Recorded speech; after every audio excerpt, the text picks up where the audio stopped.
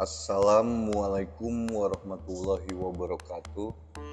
Pakar tafsir Indonesia Profesor Quraisy Shihab di dalam bukunya yang berjudul Mukjizat Al-Quran menjelaskan firman Allah Subhanahu wa Ta'ala, Quran Surat Yunus ayat 92. Menurut beliau, masyarakat luas memang mengetahui bahwa Fir'aun tenggelam di Laut Merah ketika mengejar Nabi Musa dan kaumnya. Tetapi menyangkut keselamatan badannya dan menjadi pelajaran bagi kaum sesudahnya merupakan satu hal yang tidak diketahui pada masa Nabi Muhammad SAW. Seorang pakar sejarah Mesir kuno, Maspero, menjelaskan bahwa penguasa Mesir yang tenggelam itu bernama Maneptah atau Meptah, yang kemudian oleh sejarawan Driaton dan Vendel melalui dokumen-dokumen lain membuktikan bahwa penguasa Mesir itu memerintah antara tahun 1224 sebelum Masehi hingga tahun 1214 sebelum Masehi.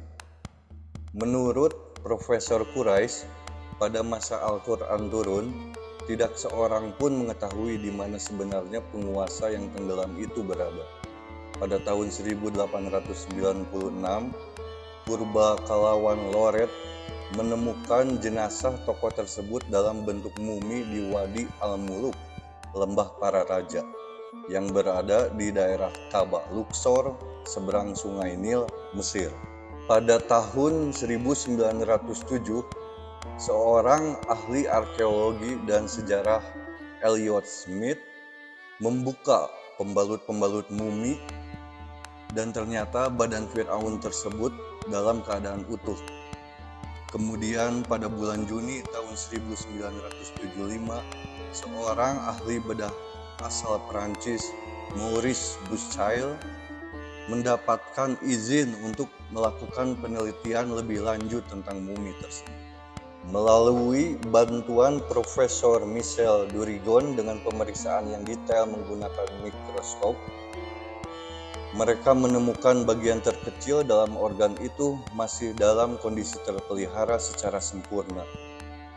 Ini menunjukkan bahwa keterpeliharaan secara sempurna itu tidak mungkin terjadi andai kata jasad tersebut sempat tinggal beberapa lama dalam air atau berada lama di luar air sebelum terjadi proses pengawetan pertama.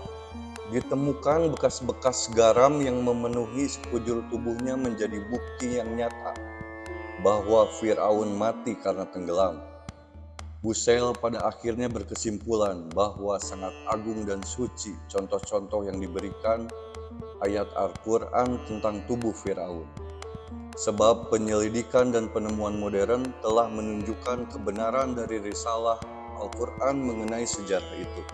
Kalau bukan karena kuasa Allah Subhanahu wa Ta'ala, dari mana kiranya Rasulullah SAW dapat menyampaikan mengenai keberadaan jasad Fir'aun? Tak hanya itu, pada masa Nabi Muhammad SAW, tak ada satupun masyarakat kala itu yang mengetahui bahwa jasad Fir'aun nantinya akan ditemukan sekaligus dijadikan pelajaran.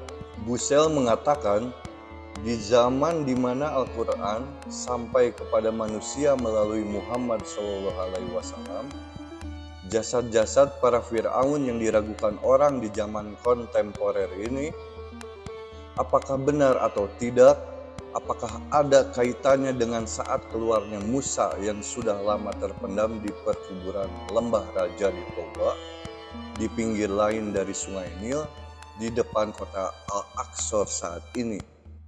Pada masa Nabi Muhammad SAW, segala sesuatu mengenai hal ini masih kabur. Jasad-jasad tersebut belum terungkap, kecuali pada penghujung abad ke-19. Karena kisah dan kesesuaian bukti yang diungkapkan ini pula, akhirnya Dr. Bucaille memilih dan memeluk agama Islam. Maurice Bucaille adalah seorang dokter ahli bedah terkemuka di dunia yang berasal dari Perancis. Dari hasil penelitiannya, timbul beberapa pertanyaan mengenai bagaimana mayat Firaun dapat diselamatkan dan anggota tubuhnya bagaimana masih tetap utuh, sedangkan kondisi mayat-mayat yang lainnya setelah diawetkan tidak seperti dirinya. Allah Subhanahu wa taala berfirman, A'udzubillahi minas syaitonirrajim. Fal yauma nunajjika bibadanika litakuna liman khalfaka ayah wa inna qasirum minan nasi an ayatina lagofilun, yang artinya, maka pada hari ini kami selamatkan badanmu supaya kamu dapat menjadi pelajaran bagi orang-orang yang datang sesudahmu, dan sesungguhnya kebanyakan dari manusia lengah dari tanda-tanda kekuasaan kami. Quran Surat Yunus ayat 92. Di dalam tafsir Al-Mukhtasar di bawah pengawasan Syekh Dr. Sholih bin Abdullah bin Humaid, Imam Masjidil Haram, dijelaskan maksud dari ayat tersebut adalah, maka pada hari ini kami mengeluarkan jasadmu, wahai Fir'aun, dari dalam laut dan meletakkanmu di permukaan tanah, agar orang-orang yang datang sesudahmu menjadikanmu sebagai pelajaran. Sesungguhnya banyak manusia yang lalai terhadap hujah-hujah dan dalil-dalil yang menunjukkan kekuasaan kami. Mereka tidak mau memikirkannya. Terbukti bahwa Al-Quran pastilah Qaulamullah, yang artinya firman Allah Subhanahu wa taala. Mustahil apabila diciptakan orang-orang Arab atau bahkan menjadi kitab yang dikarang Nabi Muhammad SAW yang ummi atau tidak bisa membaca dan menulis. Melalui Al-Quran, Allah Subhanahu wa taala menjelaskan maksud dan tujuan segala penciptaannya sebagai petunjuk bagi seluruh umat manusia selaku ciptaannya. Maka membaca, menghafal, dan mengamalkan Al-Quran adalah menjadi satu keharusan bagi seluruh umat manusia. Sebagaimana sebuah ciptaan mestilah sesuai dengan apa yang diharapkan oleh penciptanya. Wallahu a'lam bishawab. Wassalamualaikum warahmatullahi wabarakatuh.